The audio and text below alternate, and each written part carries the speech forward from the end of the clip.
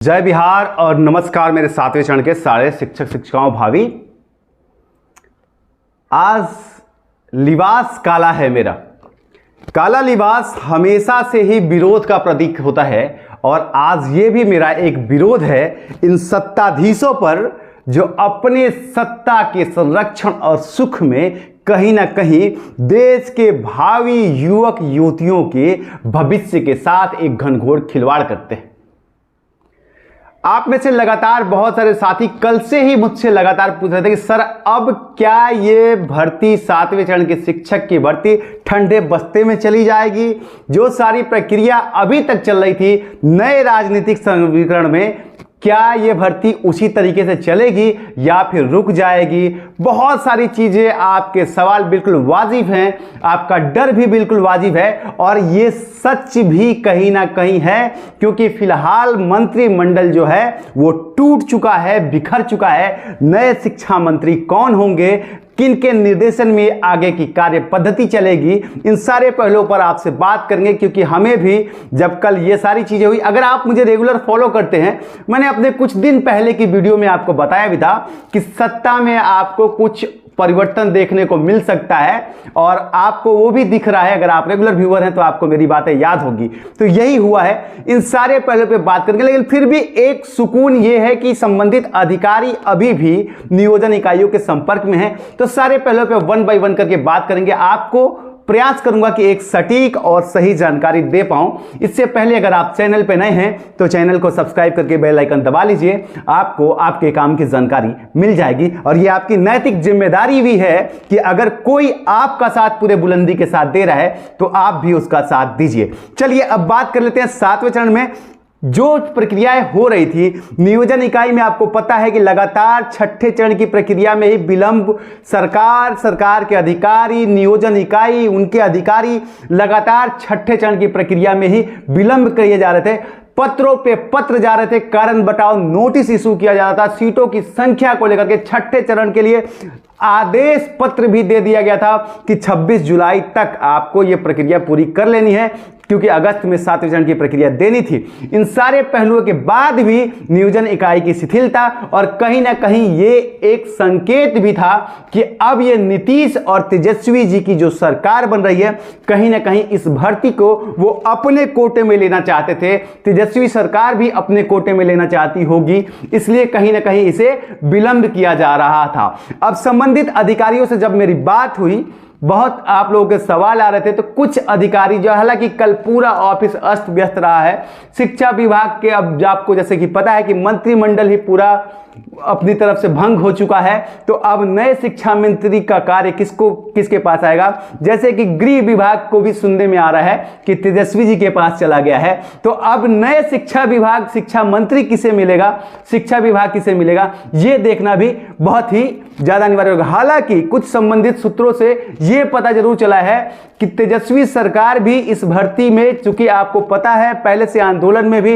इनके स्टेटमेंट आए हुए हैं, तो अगर ये अपनी राजनीतिक महत्वाकांक्षा को थोड़ा अलग छोड़कर, जिसकी उम्मीद बहुत कम है, फिर भी अगर इन आप सबके भविष्य की बात करें तो चलिए अब इस बारे में आपको कुछ बातें बताते हैं। संबंधित अधिकारी अभी भी कार्य पर हैं, लेकिन कल शाम से सारे काम को ठप कर दिया गया है।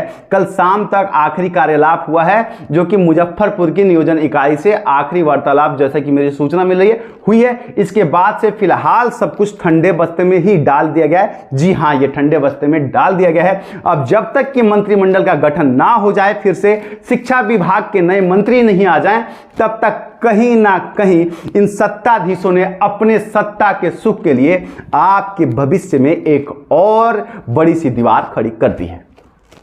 अब पीआईएल का जो ऑप्शन हमारे पास था, आप लोगों में से बहुत सारे साथी कह रहे हैं कि सर पीआईएल मत डालिए, पीआईएल डालिएगा तो और ज्यादा विलंब होगा। लेकिन आप ही बताइए कि ऐसे ही कौन सी आपकी प्रक्रिया जो है वो बिल्कुल सही तरीके से चल रही है।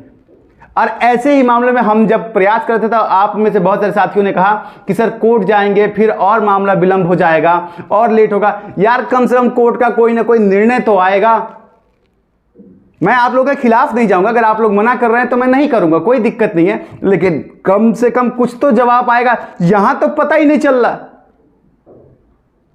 अब जिन निकायों को अब बनाना था, अब कौन नए अध्यक्ष होंगे, अब अधिकारियों की ट्रांसफर होगी या नहीं, क्योंकि आपको पता है कि जब भी कोई सरकार बदलती है तो अपने तरीके के अधिकारियों को भी अपने पास रखना पसंद करती है, अपने पसंद के अधिकारियों को।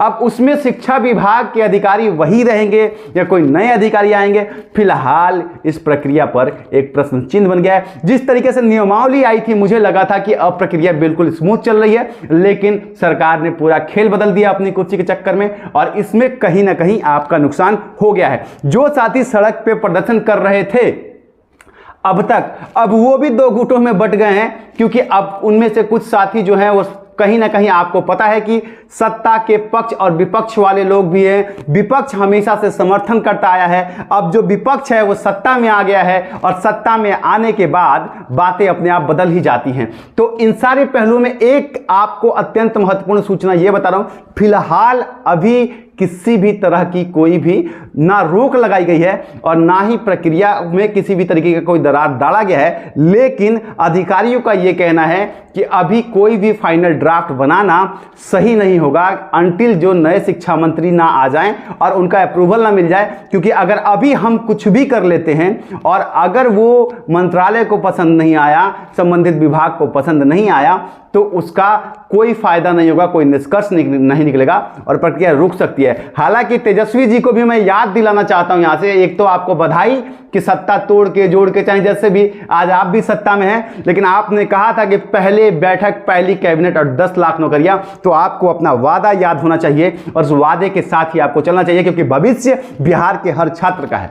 हम लोग भी और हमारे पूरे संगठन और जो साथी सड़कों पे प्रदर्शन कर रहे हैं वो साथी, हर कोई इस चीज को देख रहा है। एक हफ्ते तक हम इसको देखेंगे, वॉच आउट करेंगे कि एक हफ्ते में क्या हो रहा है। हालांकि कुछ सत्ता के संपर्क सूत्रों ने यह भी कहा हमसे कि नहीं, भर्ती बहुत जल्द पूरी करवाई जाएगी, ये वाली, इसको रोका नहीं जाएगा, क्योंकि ये कहीं ना कहीं सरकार जो अभी तेजस्वी सरकार आ रही है वो अपनी क्लीन इमेज के लिए इस प्रक्रिया को पूरी करना चाहती है और जल्द से जल्द शिक्षकों की भर्ती देगी। अगर ऐसा हो जाता है तो ये आप सबके लिए बहुत बड़ी खुशखबरी है। हालांकि 2-3 दिन में आपको चीजें स्पष्ट हो जाएंगी। अगर अधिकारियों का कुछ ट्रांसफर होता है या कुछ होता है तो मैं आपको सबसे पहले आकर के बता दूंगा, और अगर नहीं होता है तो समझिए कि आपकी प्रक्रिया ठीक है। फिलहाल आपको एक हफ्ते का इंतजार तो करना ही पड़ेगा। इन सत्ताधीशों ने आपके चढ़ते हुए क्रम को कहीं ना कहीं एक बार बीच में रोक तो दिया ही है, क्योंकि जब सत्ताधीश ही नहीं है, जब मुख्यमंत्री ही नहीं बचे, जब उसके बाद से शिक्षा मंत्री ही नहीं है, तो शिक्षा विभाग की भर्तियां देगा कौन और फाइनल साइन करेगा कौन। इन सारी बातों के साथ अगर चैनल पे नए हैं सब्सक्राइब कर लीजिएगा। मिलता हूं अगली अपडेट के साथ बहुत जल्द, तब तक के लिए प्रणाम, जय बिहार।